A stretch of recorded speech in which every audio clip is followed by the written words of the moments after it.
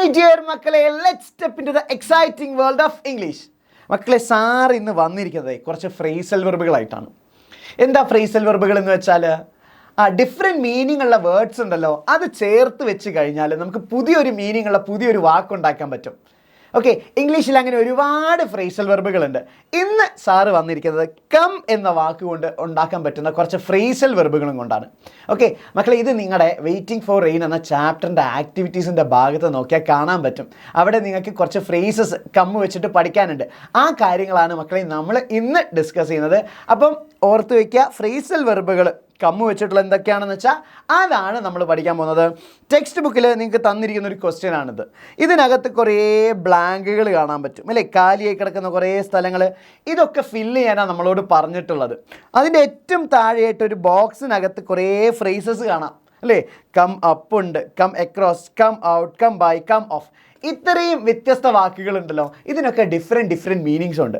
അത് കൃത്യമായിട്ട് ഏതൊക്കെയാണെന്ന് പഠിച്ച് മനസ്സിലാക്കിയാൽ മാത്രമേ നമുക്ക് ഈ ബ്ലാങ്കുകളൊക്കെ ഫില്ല് ചെയ്യാൻ പറ്റുള്ളൂ. ഓക്കെ, അതിനുള്ള സൊല്യൂഷനായിട്ടാണ് സാറ് വന്നിരിക്കുന്നത്. അതുകൊണ്ട് വീഡിയോ മുഴുവൻ കാണുക, സ്കിപ്പ് ചെയ്യരുത്. നോക്കി അതിൻ്റെയൊക്കെ മീനിങ്ങൾ നമുക്ക് നോക്കാം. ആദ്യത്തത് കം അപ്പ് എന്നാണ്.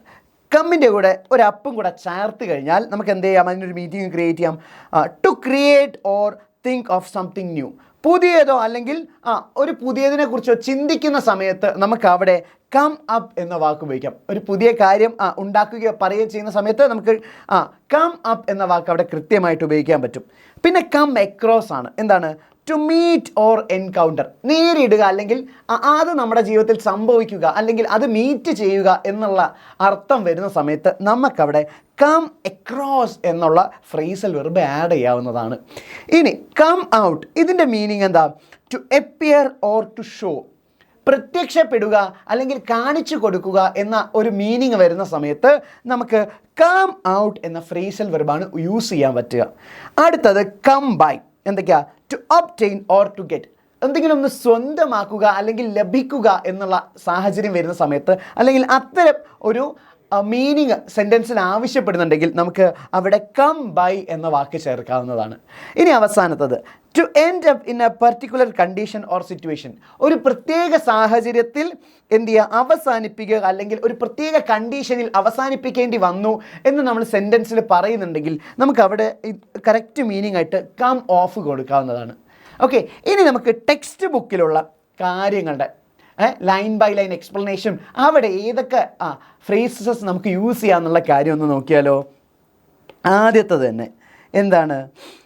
In the journey of life, ജീവിതയാത്രയിൽ ഇൻഡിവിജ്വൽസ് പലപ്പോഴും dash various challenges and opportunities that demand A set of essential life skills. എന്താ? വ്യത്യസ്ത വെല്ലുവിളികളും അതുപോലെ തന്നെ അവസരങ്ങളും ഒത്തുവരുന്ന സമയത്ത് that demand A set of essential life skill.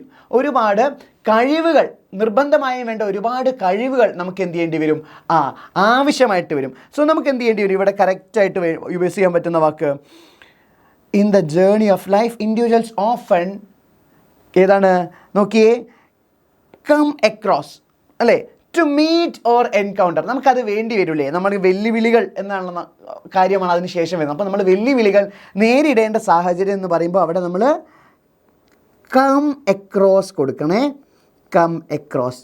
ശേഷം ടു ട്രൂലി ത്രൈവ്, നിലനിൽക്കാൻ വേണ്ടിയിട്ട് one must dash skills such as effective communication, critical thinking and adaptability. നമുക്ക് നിർബന്ധമായിട്ടും എന്ത് വേണം? വൺ മസ്റ്റ് ഡാഷ് സ്കിൽസ്, കഴിവുകൾ, സച്ച് ആസ് ഇഫക്റ്റീവ് കമ്മ്യൂണിക്കേഷൻ, നല്ലൊരു communication സംസാര രീതിയും അതുപോലെ തന്നെ ആശയവിനിമയം വേണം. ക്രിട്ടിക്കൽ തിങ്കിങ്, യുക്തിപരമായ ചിന്ത വേണം. ആൻഡ് അഡാപ്റ്റബിലിറ്റി, സാഹചര്യങ്ങളോട് പൊരുത്തപ്പെടാൻ പറ്റണം. അപ്പോൾ എന്തോ ഒന്ന് നമ്മൾ നേടുന്നതിനെ കുറിച്ചല്ലേ ഇവിടെ പറയുന്നത്. നമുക്ക് എന്തെങ്കിലും ഒരു സാധനം നേടിയെടുക്കുന്നത്. സോ അത് ഏതാ വരിക? നോക്കിയേ, കം ബൈ അതല്ലേ വരിക? എന്താ നോക്കിയേ, come by. To obtain or to get. നോക്കിയേ, കം ബൈ. ഇനി വെൻ ഫേസ്ഡ് വിത്ത് ഒബ്സ്റ്റക്കിൾസ്, പ്രശ്നങ്ങൾ നേരിടുന്ന സമയത്ത് the ability to dash as resilient. അതായത് നമ്മൾ കഴിവുകൾ ആസ് റിസൈലൻറ്റ് ഇസ് ഇമ്പോർട്ടൻറ്റ്. പിൻവാങ്ങാതെ നിൽക്കുക എന്നുള്ളത് ഇമ്പോർട്ടൻ്റ് ആണ്. As it allows individual to become stronger. വ്യക്തികളെ കൂടുതൽ കരുത്തരും അതുപോലെ തന്നെ വിവരമുള്ളവരുമാക്കി മാറ്റും. ഓക്കെ, അപ്പോൾ അവിടെ നമുക്ക് കൊടുക്കാൻ പറ്റുക നമുക്കവിടെ കം ഔട്ട് കൊടുത്തൂടെ? ഇതാ നോക്കിയേ, to appear or to show. പിൻവലിയാതെ അവിടെ നമ്മൾ അതിനെ നേരിടുക എന്ന അർത്ഥം വരുമ്പം അവിടെ ഷോ ചെയ്യണം. So it is come out. Come out അല്ലേ വരേണ്ടത്? യെസ്. ഇനി നോക്കിക്കോ, മോർ ഓവർ കൂടുതലായി the capacity to dash with creative solutions for innovation. അതായത് ഡാഷ് വിത്ത് ക്രിയേറ്റീവ് സൊല്യൂഷൻസ്, സർഗാത്മകമായ പ്രശ്നപരിഹാരം, എസെൻഷ്യൽ ഫോർ ഇന്നോവേഷൻ, പുതുമയ്ക്കും, ആൻഡ് പ്രോബ്ലം സോൾവിങ്, പ്രശ്നങ്ങൾ പരിഹരിക്കുന്നതിനും. അപ്പോൾ അവിടെ നമ്മൾ എന്തെങ്കിലും ഒന്ന് കാണിക്കേണ്ടി വരുമല്ലോ. സോ അതെന്താണ്? To create or to think of something new. എന്താണ്? കം അപ്പ് എന്ന വാക്കല്ലേ അവിടെ ചേർക്കേണ്ടത്? Yes, come up. ഇനി നമ്മുടെ മുന്നിലുള്ള ഒരു സാധനം ഏതാണ്? ബാക്കി എല്ലാം ആയിക്കഴിഞ്ഞല്ലേ, 1 2 3 4 1 2 3 4. ഇനി ഏതാണ്? സോ ഓബ്വിയസ്ലി നമുക്ക് ബാക്കി വരുന്നത് കം ഓഫ് ആണ്. പക്ഷെ അത് കറക്റ്റായിട്ട് വരുന്നുണ്ടോ നമുക്ക് നോക്കണ്ടേ? യെസ്, നോക്കാം. Hence acquiring life skills. Life സ്കില്ലുകൾ സ്വായത്തമാക്കുക എന്ന് പറഞ്ഞാൽ, സ്വായത്തമാക്കി കഴിഞ്ഞാൽ ഹെൻസ് എംപവർ ഇൻഡിവിജ്വൽസ്, വ്യക്തികളെ കൂടുതൽ കരുത്തരാക്കൂ. To come off on top. എന്താണ് കം ഓഫ് എന്ന് വെച്ചാൽ? ഇതാ, ടു എൻഡ് പിന്നെ പർട്ടിക്കുലർ കണ്ടീഷൻ ഓർ സിറ്റുവേഷൻ, അവരെ ഒരു പ്രത്യേക സാഹചര്യത്തിൽ എത്തിക്കുന്നു, അതിൽ അവസാനിപ്പിക്കുന്നു എന്നാണ് വരിക.